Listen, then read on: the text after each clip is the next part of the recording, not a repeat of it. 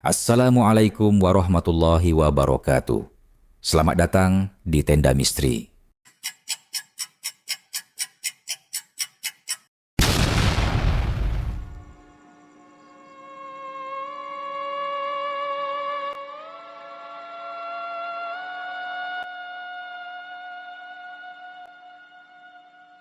Dina dan Laras, dua sahabat SMA, berniat keluar sebentar di sore hari untuk membeli es teh di warung langganan.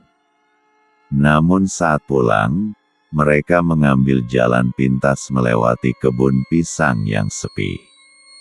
Tanpa disadari, mereka memasuki sebuah kampung asing yang sunyi, dengan rumah-rumah lawas dan penduduk yang bersikap aneh. Kampung itu tampak terjebak di masa lalu. Tidak ada sinyal, tidak ada kendaraan, dan waktu terasa berhenti. Mereka mencoba mencari jalan pulang, tapi selalu kembali ke tempat yang sama. Mereka kemudian menyadari satu hal mengerikan, mereka terperangkap di kampung gaib. Sebuah desa yang konon hanya muncul untuk orang-orang yang akan dijadikan tumbal penunggu. Dina dan Laras habis pulang sekolah. Karena cuaca panas, mereka ingin membeli es teh di warung dekat perempatan. Setelah minum, mereka memutuskan pulang lewat kebun pisang untuk memotong jalan. Namun setelah berjalan lebih dari 15 menit, jalan yang biasa mereka lewati berubah. Jalan kecil itu kini membawa mereka ke sebuah perkampungan yang tidak pernah mereka lihat sebelumnya. Rumah-rumah di sana beratap ijuk, orang-orang berpakaian kuno, dan tidak satu pun anak muda terlihat. Suasana kampung tenang tapi mencekam. Ketika mereka bertanya jalan keluar, para penduduk hanya menjawab dengan senyum kaku dan menyuruh mereka menunggu waktu maghrib. Ketika malam tiba, kampung menjadi semakin aneh. Lampu-lampu padam, suara gamelan terdengar dari arah balai desa, dan para penduduk mulai berjalan bersama-sama mengenakan kain kafan. Dina dan Laras mencoba kabur, tapi setiap jalan yang mereka lewati selalu kembali ke satu rumah yang sama, rumah panggung kayu tua yang tampak ditinggalkan. Di rumah itu, mereka menemukan buku catatan berisi nama-nama gadis yang pernah hilang di kampung itu, semuanya berusia 16-17 tahun. Nama terakhir yang tertulis, Dina, tertanggal hari itu. Seorang nenek tua muncul dan memperingatkan mereka bahwa kampung ini bukan kampung manusia. Ia dulunya manusia biasa, tapi terjebak di kampung ini sejak 1973 karena masuk saat pintu gaib terbuka.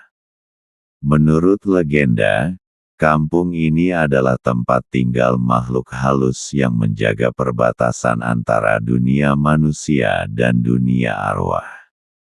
Setiap tahun, mereka membutuhkan dua manusia hidup untuk dijadikan tumbal penjaga jalan. Dina dan Laras menjadi target tahun ini. Di malam purnama, ritual dimulai. Laras ditangkap oleh penduduk kampung yang kini memperlihatkan wujud asli mereka, bermata hitam, tanpa kelopak, dan tubuh membusuk. Dina berhasil melarikan diri ke hutan sekitar kampung dan menemukan gerbang batu yang ditutupi kain merah. Dengan membaca mantra dari catatan lama yang diberikan nenek tadi, Dina memaksa pintu gaib terbuka. Tapi untuk keluar, ia harus meninggalkan satu jiwa di dalam, dan itu berarti Laras. Dina tidak sanggup meninggalkan Laras. Ia kembali ke altar tempat ritual dilakukan dan memohon kepada sang penunggu. Penunggu kampung, makhluk tinggi berselimut kain hitam, memberi mereka satu pilihan, hanya satu yang boleh pulang, yang lain harus tinggal sebagai pengganti.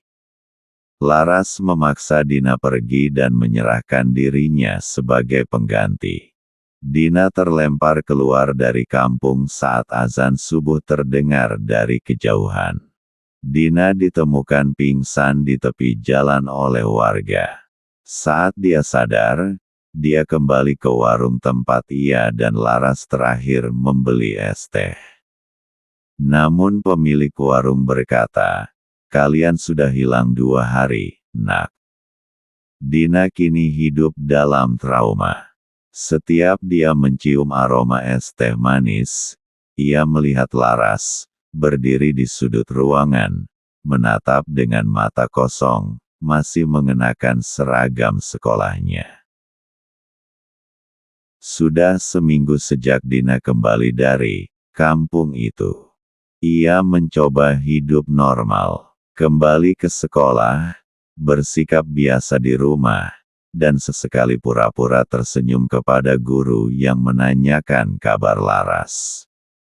Tapi setiap malam, Dina bermimpi hal yang sama, ia berjalan di jalan kampung yang sunyi, dan dari kejauhan terdengar suara Laras memanggilnya. Di kamar mandi rumahnya, Dina mulai melihat sesuatu yang janggal. Setiap bercermin, ia melihat 2 bayangan. Satu dirinya, dan satu lagi. Laras, berdiri di belakangnya, menatap kosong. Semula Dina mengira itu halusinasi. Namun, saat ia mencoba merekam dirinya di depan cermin, Laras benar-benar terlihat di rekaman, walau hanya muncul sesaat sebelum layar kamera retak sendiri. Suatu malam, Dina menerima panggilan dari nomor tidak dikenal. Suaranya statis, berderak, lalu terdengar suara. Lebih besar dari, "Din, jangan tutup. Aku belum selesai di sini." Suara itu milik Laras. Dina mengunjungi warung tempat mereka terakhir membeli es teh. Pemilik warung, seorang lelaki tua yang selalu duduk diam di sudut, memanggilnya dan berkata, "Lebih besar dari, kamu bawa pulang sesuatu dari sana." Kampung itu gak suka kalau seseorang kembali tanpa menyelesaikan urusannya. Ia memberikan Dina sebuah benda aneh, keris kecil yang terbuat dari tulang. Ini pusaka pelindung, tapi juga pembuka. Jika kau benar-benar ingin menyelamatkan temanmu, jalan itu akan terbuka sekali lagi. Tapi kali ini, tidak ada jaminan kau bisa kembali. Dina membawa keris itu dan melakukan ritual yang ditulis dalam catatan lama. Tengah malam, di bawah pohon beringin dekat kebun pisang, tanah berguncang perlahan. Kabut tipis muncul, dan jalan setapak ke kampung itu kembali terlihat. Tanpa ragu, Dina melangkah masuk. Kali ini, kampung itu lebih sepi, lebih gelap, dan waktu tampaknya tak lagi berjalan. Dina tidak hanya bertemu dengan arwah Laras, tapi juga gadis-gadis lain yang dahulu hilang. Mereka semua dikurung oleh penunggu pintu, entitas yang menjaga jiwa-jiwa yang tertinggal. Untuk menyelamatkan Laras, Dina harus melakukan satu hal, menggantikan penunggu. Dina melangkah ke dalam balai arwah, bangunan tua yang berdiri di tengah kampung. Dindingnya berlumut, namun dari dalamnya terdengar suara tangis, bisikan, dan kadang jeritan. Saat pintu terbuka sendiri, udara dingin menyapu wajahnya. Di dalam, Laras duduk bersila, tubuhnya dilingkari tali merah yang mengikat ke tanah. Di belakangnya berdiri sosok tinggi menjulang, wajahnya ditutup kain kafan kotor, tubuhnya berselimut darah yang sudah mengering. Dialah penunggu pintu, makhluk penarik jiwa yang menjaga batas antara dunia gaib dan dunia nyata. Makhluk itu berbicara langsung dalam pikiran Dina. Lebih besar dari, kau ingin menukar satu jiwa. Bukan semudah itu. Tapi aku tertarik padamu. Kau pernah kembali. Kau membawa kenangan kampung ini ke dunia luar. Kau bisa menjadi jembatan. Dina tahu, itu berarti dia bisa menyelamatkan Laras. Tapi hanya jika dia sendiri menjadi bagian dari kampung gaib. Penunggu pintu mengajukan syarat. 1. Dina harus menusuk dirinya sendiri dengan keris tulang. 2. Laras akan dibebaskan. 3. Tapi Dina akan menjadi penjaga baru gerbang kampung gaib selamanya. Dina menatap Laras, yang kini meneteskan air mata. Lebih besar dari, jangan, Din. Aku rela tinggal di sini daripada kehilangan kamu lagi. Tapi Dina tersenyum. Kamu yang harus hidup. Kamu punya keluarga. Aku tidak punya siapa-siapa lagi. Dina menikam dirinya sendiri dengan keris itu. Seketika tubuhnya terserap cahaya merah gelap. Penunggu pintu memudar, menghilang, dan kampung mulai bergetar. Langit memekat, lalu retak seperti kaca. Laras terdorong keluar dari kampung oleh kekuatan yang tak terlihat. Laras terbangun di kebun pisang. Hari masih pagi. Pakaian sekolahnya lusuh, tapi tubuhnya utuh. Ia berjalan pulang, dan mendapati keluarganya menangis. Ternyata Laras sudah hilang selama 40 hari. Ia menceritakan kisahnya, tapi tidak ada yang percaya.